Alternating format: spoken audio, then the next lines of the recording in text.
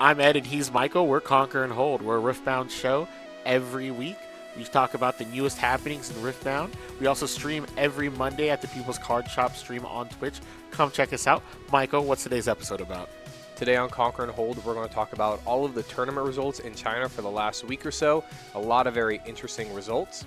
Afterwards, we're going to go over what every legend, signature spell, and unit does in Spiritforged. When we're looking at the tournaments, there have been a lot of tournaments in the last week or so with a lot of participants, 100 and up. We're going to be taking a close look at some of the top 5 topping deck lists in each of these tournaments.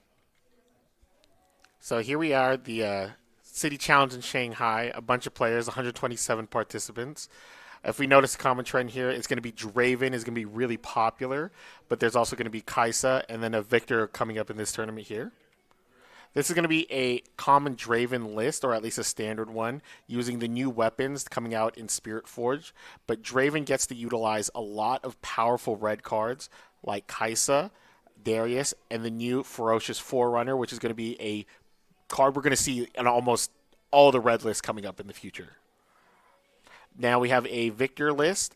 What's going to happen here is Victor right now is going to play a heavy removal game centered around just grinding out your opponent out of monsters, and right here there is very little creatures, but there's going to be other Victor lists that we see maybe in the future that are going to be completely creatureless. In our next tournament right here, in our top 5, of course, we're going to see Draven and Kaisa all over the place, but we're going to focus on some more interesting decks, such as the set list. Earlier on, we were theorizing that set would be a big winner of Spiritforged, because synergies with the weapons play very heavily into his playstyle. And there's a new card called Forerunner, where it is a unit that cannot be targeted. Rune Runner. Thank you. So if you have a weapon on it, not only can it not be targeted, but you have that extra battle protection from set. So it's very strong going into fights, not being able to be targeted, and then set could save it. Misfortune here is doing a very similar thing. Has the Rune Runner with all of the weapons. Very strange that we're not seeing Aurora, because that's the key way to play Misfortune now. In Spiritforged, there's so many ways to remove gears that Misfortune players are going more towards a mid-rangey build, using the Rune Runner and ganking in order to control the battlefields. So another new tournament here, we have Draven in the top cut. We also have Ezreal, Kaisa, and new ones, Irelia and Rek'Sai. And here we have an Ezreal deck. It's just a pretty standard one. It tries to filter out as much as possible, summon Mundo in the late game, and play a bunch of repeat cards. The Irelia deck is a new deck that's really cool, and I'm really enjoying it. Basically, it's kind of protect the castle deck. Also, a lot of cool interactions of just untapping and tapping, just being really aggressive and moving in and out of battlefields. The Rek'Sai deck is a really interesting one. I thought it was going to be a baited hook deck.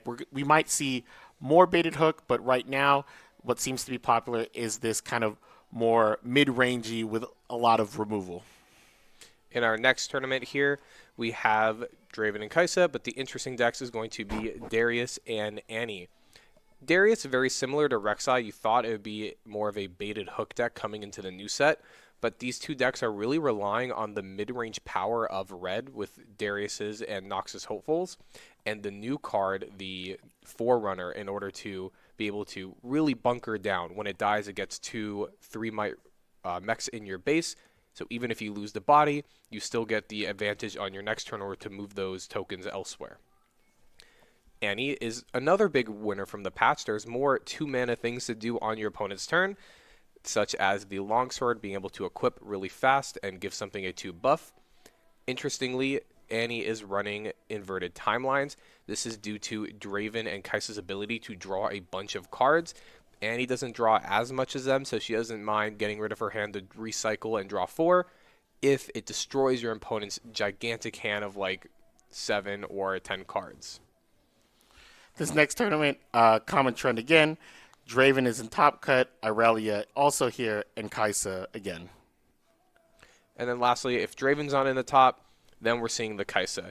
It's that really strong red right now, where it's that red mid-range, where they can have all those removal spells, but the bodies they get are just kind of absurd with the Noxus Hopeful, the Kaisa, the Darius, and the new Forerunner. Yeah, I just think the Kaisa and Draven are just one of the most represented decks right now because they're just very proactive in their strategies and they're very good at just trading and just being really strong. So I think right now, red, purple, red, blue is very strong color combinations.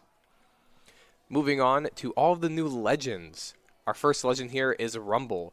Rumble is red blue, and your mechs have shield. The two units, we have blue Rumble. Your mechs have +1, and when he holds, you get a 3 might mech in your base. And the other Rumble is your mechs have assault 1.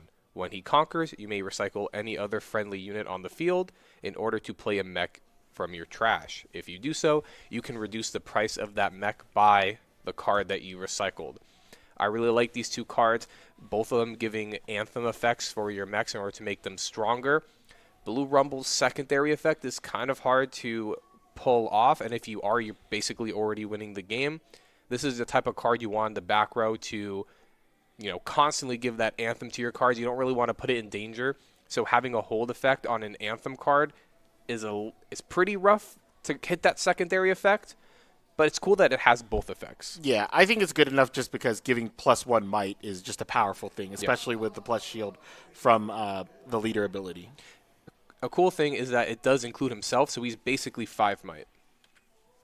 The signature spell is Danger Zone. 1 mana, 1 power, reaction, repeat. Give your mechs +1, and obviously you can repeat it and give them all +2 for the turn. The next card is Lucian Purifier. Your equipment gives each assault +1. Then we have Lucian, 3-cost unit, assault +1. When I attack, deal damage equal to my assault to enemy units here. To enemy unit here. Then the orange Lucian, Lucian Merciless, which has Weapon Master, and the first time I conquer each turn, ready me. The signature spell of Lucian is going to be Relentless Pursuit. It's the action, move a friendly unit. You may attach equipment with the same controller to it. This turn, the unit has when I conquer, you may move my unit. You may move me to base.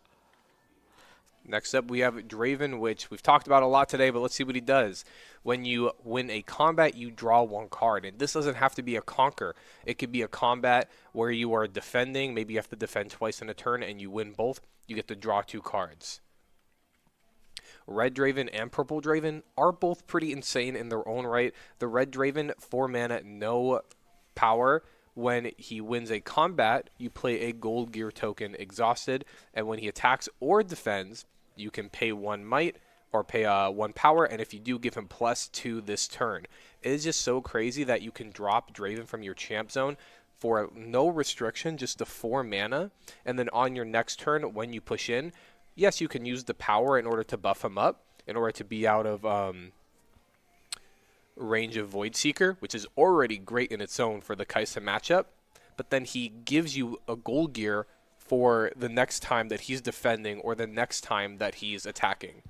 Purple Draven, deflect 1. The first time you win a combat each turn, you score a point. With this wording, again, like Draven, the leader, it doesn't have to be a conquer. You can charm someone over if you're playing Aurelia into the Draven position, win that combat right there, and get an extra point. So it's pretty wild when you're thinking about it not in the context of conquering, but just combats in general.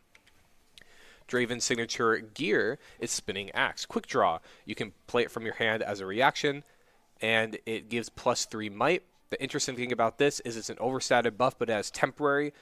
When it's at the start of your turn, this weapon will disappear. So the whole thing is you don't want this weapon to die on your opponent's turn. You can give it to smaller units on your turn, push those units in, and then re-equip the Spinning Axe to people in your back row ready to go in.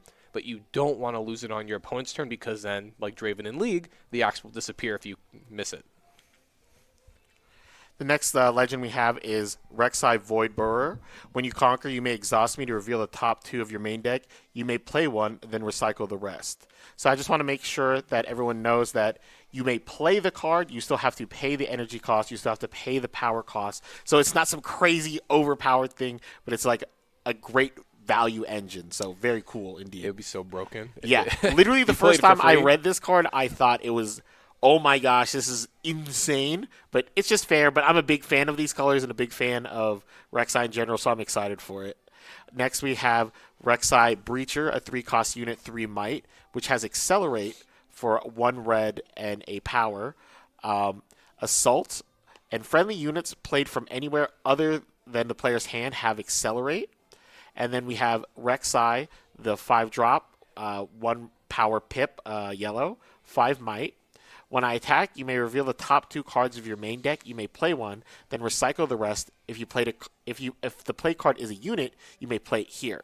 So the yellow one is basically just another copy of the legend ability, so that's a cool little one. You could double dip on that one. But what I'm really interested in is the new Rek'Sai Breacher. That one's really cool because if it's summoned off of something like Baited Hook or summoned off of something like Spectral Matron, it gets Accelerate. So that sounds awesome. Then we have the signature spell of Rek'Sai, which is Void Rush, which reveals the top 2 cards of your main deck. You may play one of them, reducing its cost by 2. Draw any you did not play this way. It costs 2 and 1 power pip, red or yellow. That's cool. So it's basically like if you are playing one of the cards, if this costs 1 power, and basically the mana is free because you're paying the mana for the card, and you draw one. So it's like 1 power, draw a card, which is kind of cool, and that card you get might have Accelerate. Yeah, no, it's very powerful. Then we have Renata. When you or an ally hold, you may exhaust me to play 1 gear token exhausted. When your score is within 3 to victory, your gold also adds 1 mana, which could be really cool if you have this really grand game plan in the late game where your later turns can go over that 12 mana cap because your gold gears are adding the extra mana. So in the late game with Renata, being able to play 15 mana worth of stuff in a single turn is kind of the dream. Blue Renata, this is where you're going to dump some of your mana in the late game. Tap her and 1 and a power in order to draw 1, or 4 and 4 powers to score 1 point. The thing is that she has to be at a battlefield in order to use that ability. Interesting interaction with Heimerdinger is if Heimerdinger is on your field, he doesn't have the clause where he has to be on the battlefield. So if you have Heimerdinger and this Renata, you can just tap Heim in base in order to activate that Renata's effect, which is a cool thing. The Renata Glass yellow, 4 mana and 1 power. Your tokens enter ready. This is really cool for Azir and any Victor decks for rushing. But gear tokens are tokens, so they also come in untapped as well if you get any. I'm really excited for this Renata card because I think it's so cool and so crazy. 5 mana, double power. It's a hidden, which gives it so much versatility. Take control of an enemy unit at a battlefield. Ready it. At the end of your turn, you lose control of it and you recall it into your opponent's base. So at the minimum, it's a fight or flight because it pushes something back to a base, but you get control of it. So you get to crash it in if you want. If you want to trade one of your opponents, like maybe their Kaisa for their Noxus Hopeful, you take their Kaisa, you conquer in, you trade with their Noxus Hopeful. It's a 2-for-1. You can score points with it. You can push things back in like the last part of the game. This can become a reaction when your opponent's pushing into you and you flip it over and you can like really solidify that last point because you have a hostile takeover and whatever they're pushing in, you get to grab it for yourself, which is pretty cool. This is my favorite signature spell of the set. Very powerful. It's just so interesting. It being hidden is also very, very strong. I love that it can become a reaction. It so becomes crazy. a crazy card when it's like that. Then we got Ornn. We got Ornn Fire Below. As reaction, add 1 power. Use only to play gears or use gear abilities. So we have the 6-drop Ornn, 4 might, Orange Ford God. Deflect 2. It has Weapon Master, and it gets +1 for each friendly gear. So that one's really good because it just gets really, really big quickly, can just pick up weapons, and it's a big threat on its own. Because one of the big things with Ornn is that it gets a bunch of cool signature weapons. You equip it, and it becomes this Voltron-type creature where it's like super unstoppable, has deflect, and goes in. I love the deflect too. Yeah, it definitely needed that to make sure it gets value with the weapons.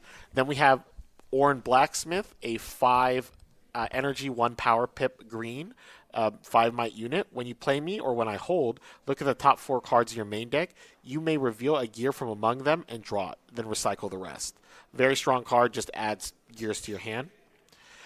So the cool thing, again, like I said about Ornn, it has 3 signature spells, but signature gear. We have Forge Fire Cape, 4 energy, 2 power pip, green or blue. It has the equip of 1 power pip. When I attack or defend, deal 2 to all enemy units here. Then we have Rabadon's Death Crown. Same energy, same power pips. Your spell's abilities deal 3 bonus damage plus 3 might.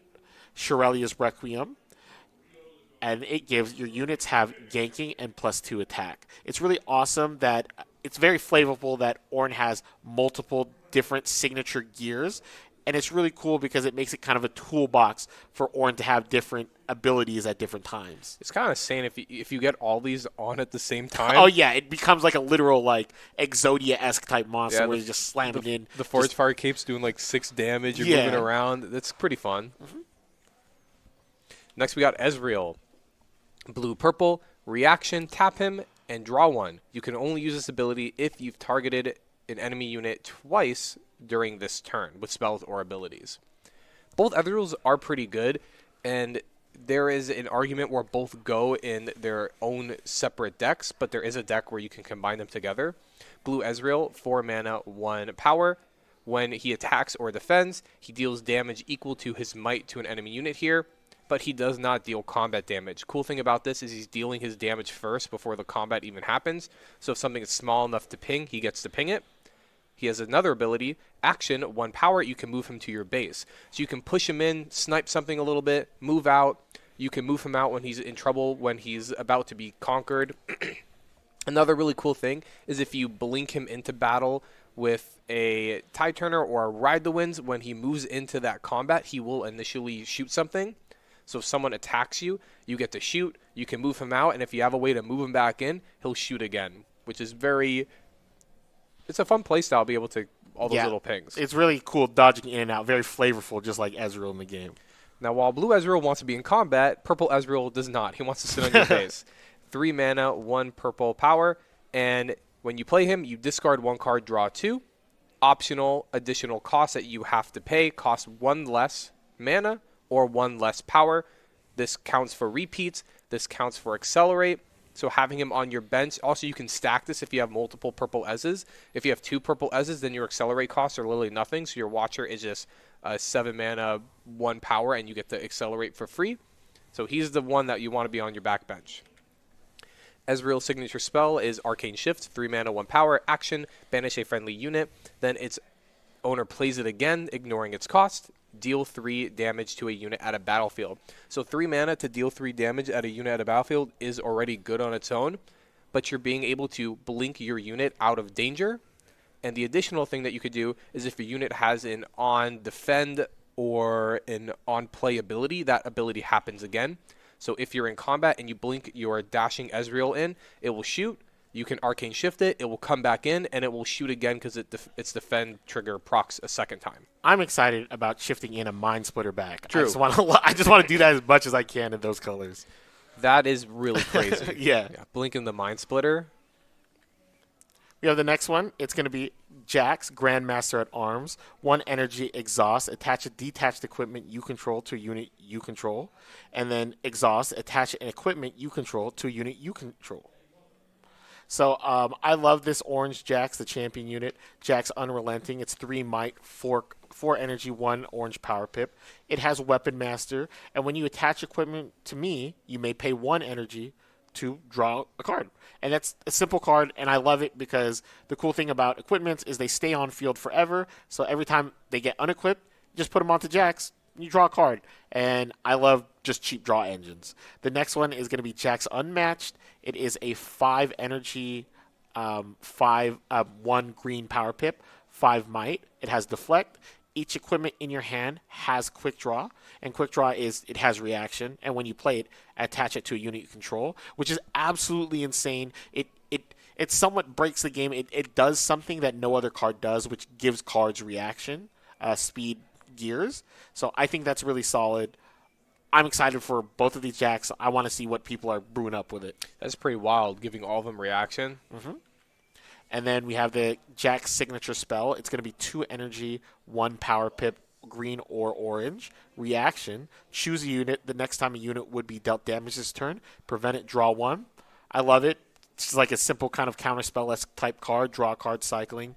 Really powerful, flavorful. Jax is dodging, spinning his little, weapon around. That's kind of cool.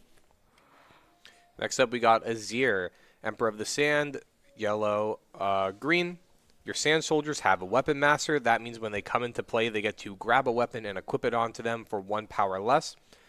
For 1 mana and a tap, you can play a 2 Might Sand Soldier, but you can only play this the turn that you played an equipment. So the entire cool thing about Azir is you play an equipment for whatever mana, then you can tap Azir and play a Sand Soldier, and that Sand Soldier will pick up the equipment. So that's kind of the entire thing where you don't need early drops or mid-game drops because you're just giving a body for 1 mana to that weapon. So any weapon plus 1 mana and an Azir tap becomes a guy. 6 mana, 1 power, Azir Ascended.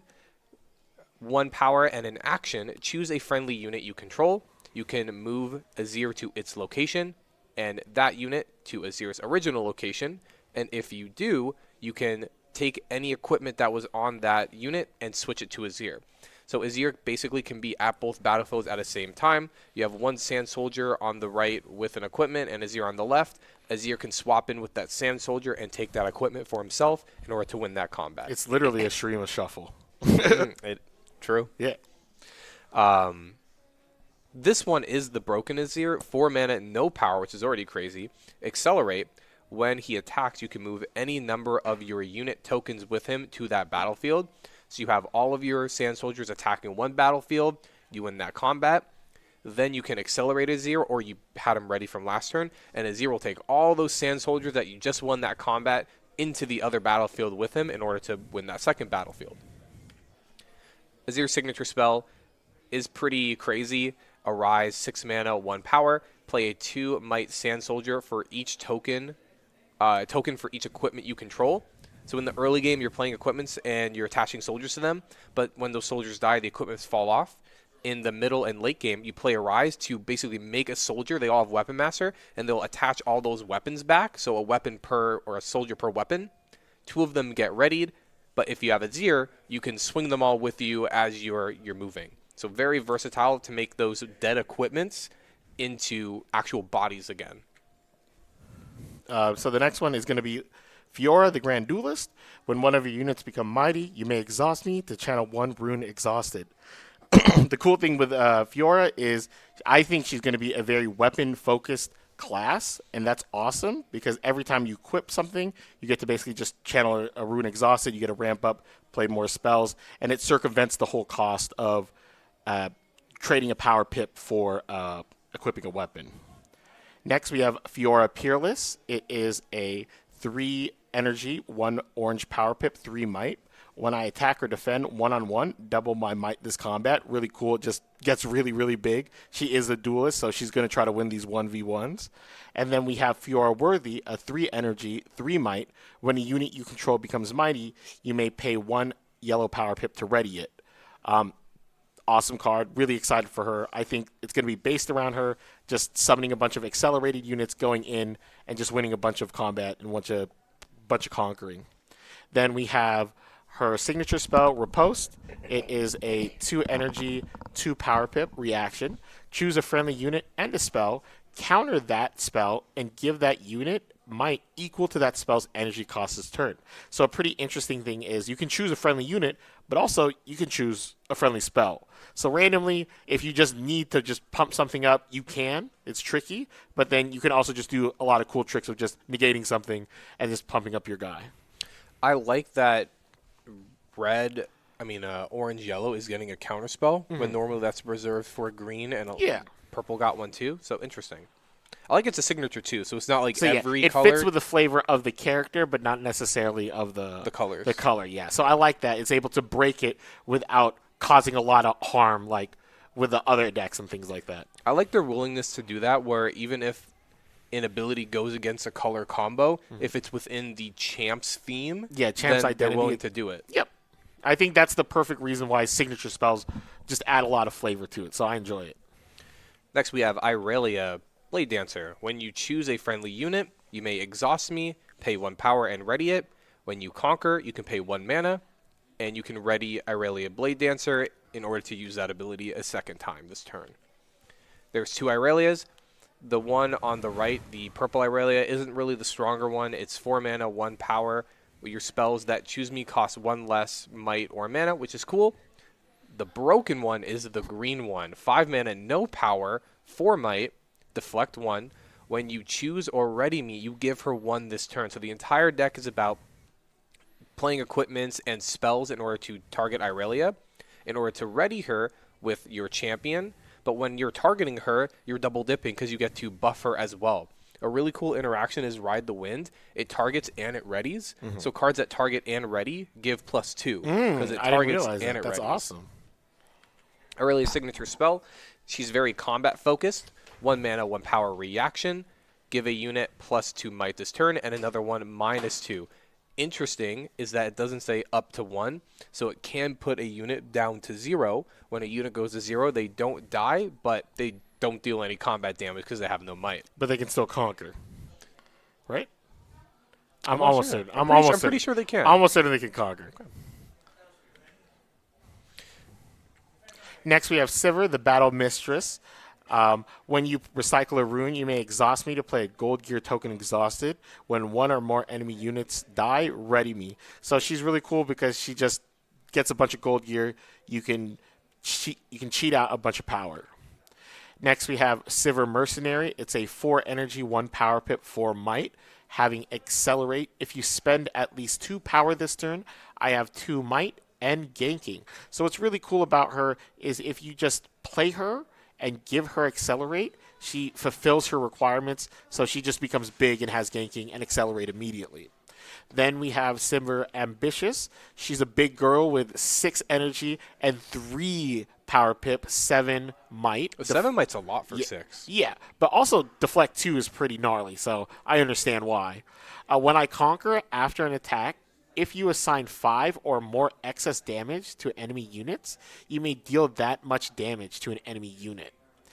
Next, we have the Sivir signature spell, which is On the Hunt. 1 energy, 2 power pips. Simple. Ready your units. Really powerful. I can see it doing a lot of crazy things. It is one of the arts of all time. Michael is a avid fan of On the Hunt. Yeah, it's my favorite card. And that's all of the new Legends, signature spells, and units coming from Spiritforged. We've been Conquer and Hold. Here's a question for you in the comments. Which Legend do you think is going to be the strongest out of Spiritforged? I think it's going to be Draven. I really hope Renata picks up. I haven't seen anyone have Renata decks. I'm a big fan of blue-yellow, and I really, really enjoy Irelia, just upcoming. I'm a big fan of that deck. I think Irelia is going to be the one that's able to fight the Draven decks with the Kaisa because she's able to move around in combats and has so many counter spells. What do you think?